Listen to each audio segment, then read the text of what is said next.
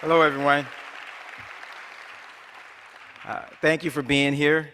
My name is Michael McPhearson, and I'm the Executive Director of Veterans for Peace. And I'm very excited to be here today to share with you information about our organization and our work. As you can see, I have this hat on because I don't have a Veterans for Peace t-shirt on. Today I have on my tie, and you wouldn't be able to tell I was a vet unless I had on this hat, because who wears a hat like this other than a veteran, right? So I'm going to take this off. So now that you know I'm a veteran.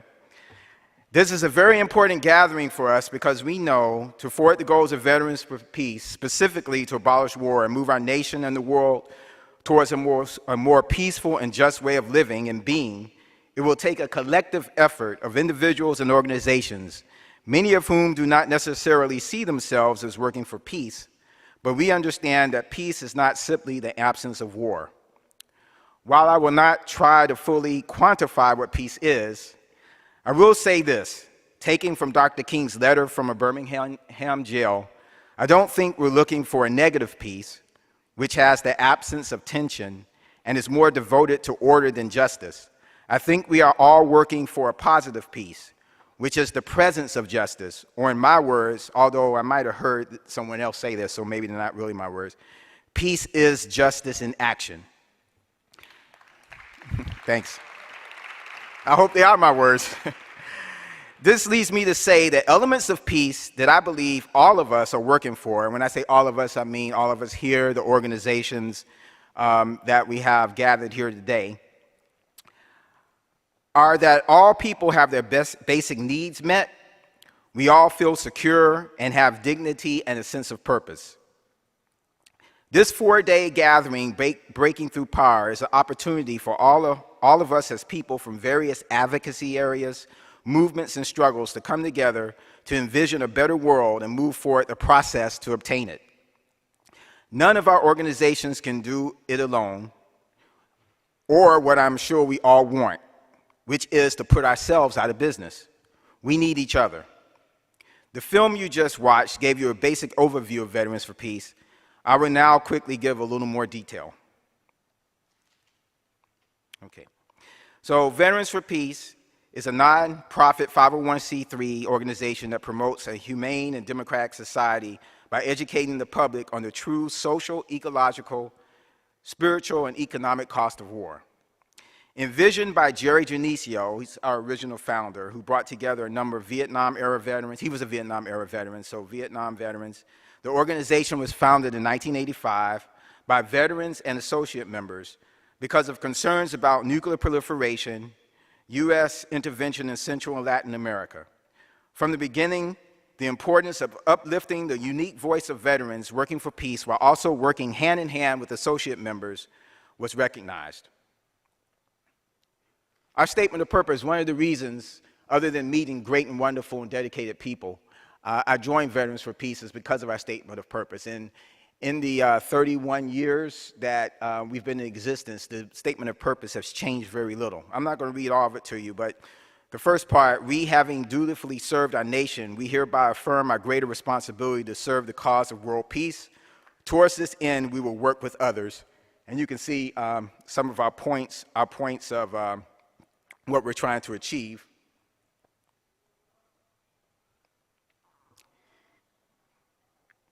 And then the last part, to achieve these goals, members of Veterans for Peace pledge to use nonviolent means and to maintain an organization that is both democratic and open with the understanding that all members are trusted to act in the best interest of the group for the larger purpose of world peace. Thank you. I do believe it's a powerful statement. Our members include veterans from World War II to the current era of U.S. wars in every branch of service, including the Coast Guard. When I joined in 2003, we had members who served in the Abraham Lincoln Brigade, who fought in the 1938 Spanish Civil War, which I just thought was crazy that we had people. And I met some, they were super sharp guys.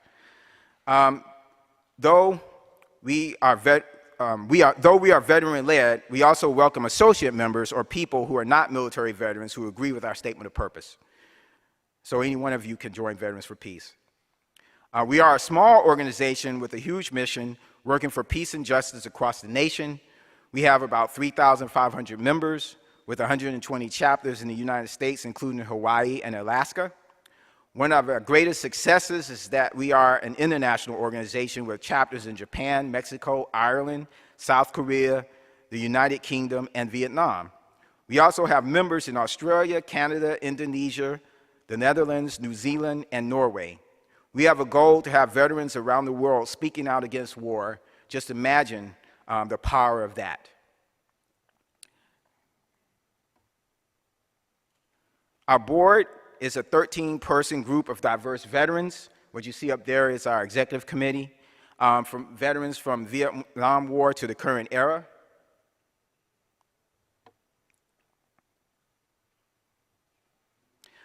We also have a distinguished advisory board. Some names are well known, others are up-and-coming names. All are accomplished and dedicated to peace and justice. A number of them will be speaking on Wednesday, Breaking Through War. Medea Benjamin, Phyllis Bennis, Matt Ho, Chris Hedges, and one who has already spoken, Ralph Nader.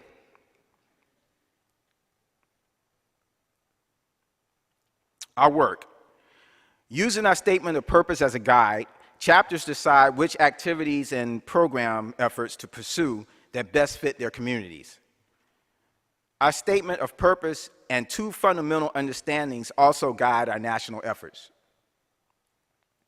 We believe peace is possible.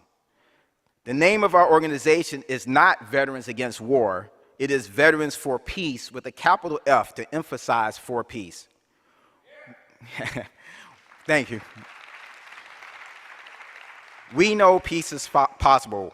We know that to effectively advocate for peace, we must believe in peace. We cannot be champions of peace if we do not believe in it. Peace at home, peace abroad. This is the proactive answer to service members fighting a war abroad and then coming home to face street violence, unemployment, homelessness, etc., or what people call a war at home. We understand that if we are to have peace, we must not look at it in isolation. We cannot only think of peace as an international issue. We cannot ask people to advocate for peace when they do not feel at peace or see ways to work for peace in their own communities. If a person faces gun violence, homelessness, unemployment, bigotry, or other social ills, how can we ask them to believe in or act for peace thousands of miles away? Two recent efforts we are just getting off the ground that speaks to peace at home, peace abroad, as well as justice for veterans and victims of war, are our deported veterans work, which seeks to help deported veterans return to the U.S. and receive their benefits, and Veterans Challenge Islamophobia campaign, where we include our voice to defend religious freedom, call for the end of racism and bigotry in general, and specifically the demonization of Muslims. We stand in solidarity with our Muslim brothers and sisters, many of whom are U.S. military veterans, in opposition to those who are trying to deem them as the other or enemy, making it easier to justify more war.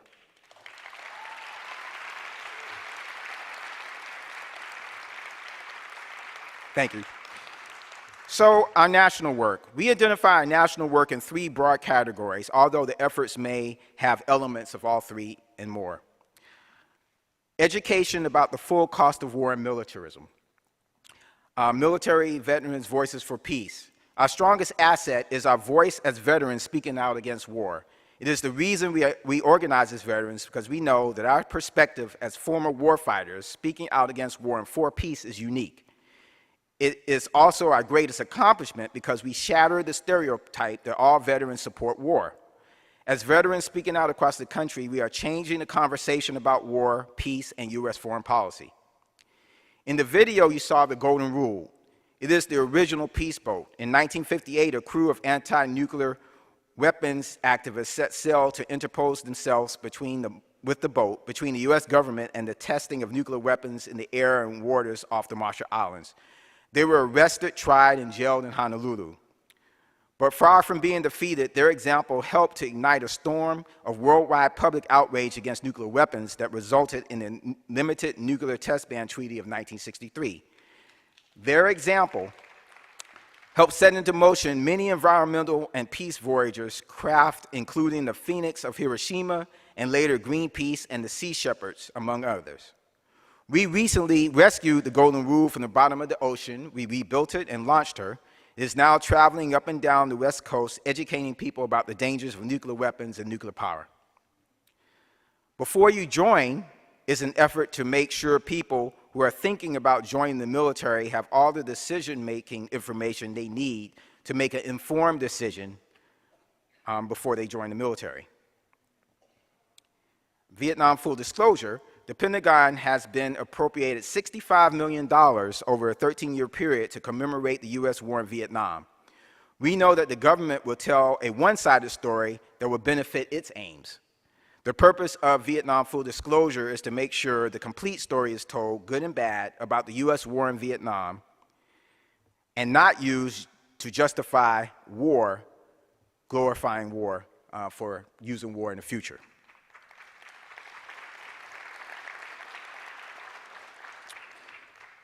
Second area is resistance to U.S. militarism, efforts to end wars and change U.S. policy, foreign policy away from war.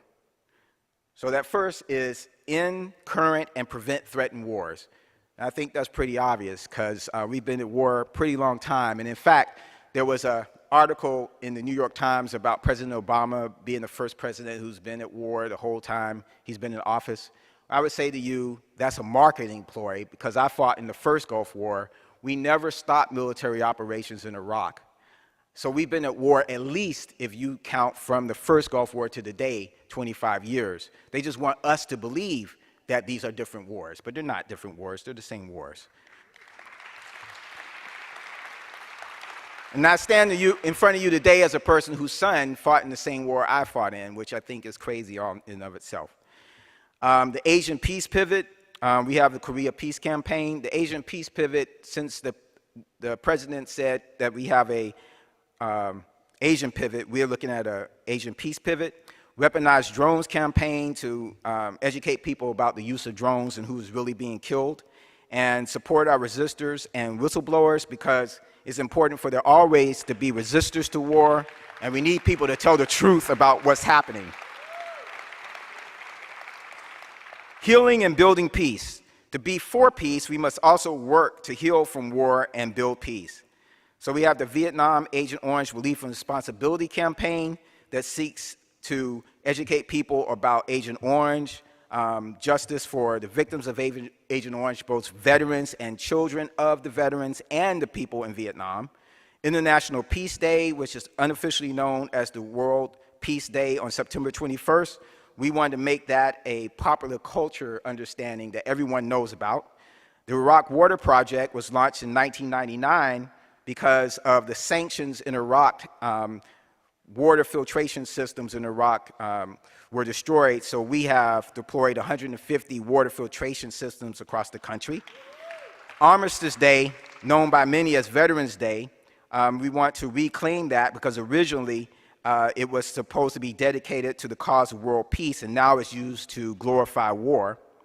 And the Kellogg Brand Pact that few people know is a time when countries came together and denounced war, and the United States signed that pact in 1928, and eventually 62 other countries signed it.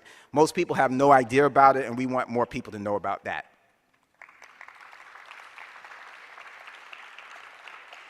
Oops, gotta go back. Okay, so just to give you an idea of our budget, I only have a few seconds left. I wanted to let you compare our budget of around $450,000 to the federal budget. And then if you look at the discretionary budget, and the reason I put one up there, National Priorities Project, might be considered left, right? Whereas this other group, the Peter G. Peterson Foundation, is definitely more government-oriented. And that graph up there is projected from 2012 to 2022, and I want you to notice how discretionary spending, half of it is Pentagon spending. Lastly, I want you to look at how much the United States military spends and compared to the next 9 countries who spend money on their military, and how we actually spend more than they do. Of course, all of our budgets, the organizations here, is minuscule compared to that number of 800 billion. So as Dr. King said in 1967 in this Beyond Vietnam, A Time to Break Silence, a nation that continues year after year to spend more money on military defense than on programs of social uplift is approaching spiritual doom. And I guess that's what we're doing, but the reason we're here is to stop that, to pull us back from the precipice, and we will do that. So please think about Veterans for Peace as it relates to your work. Please support us and think about joining, especially if you are a veteran. And thank you once again for coming together for us to think about how we're going to move this nation and world forward to a more peaceful way of being and living. Thank you.